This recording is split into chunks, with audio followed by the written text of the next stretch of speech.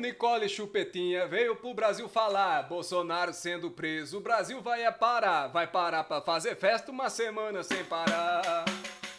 E o Bolsonaro fuleiro, pinico do Camijá, velho do bucho quebrado, não vale uma guaraná, vai cair na cela fria, esse não vai escapar. E o povo tá gostando, Bolsonaro tá chorando, o fumo que tá entrando e o povo tá vendo já.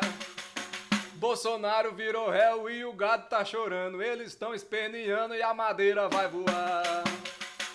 E o gado patriotário, a maioria enlouqueceu, você pode analisar, a maioria endoideceu, tão tudo vagando agora e rezando pra pneu.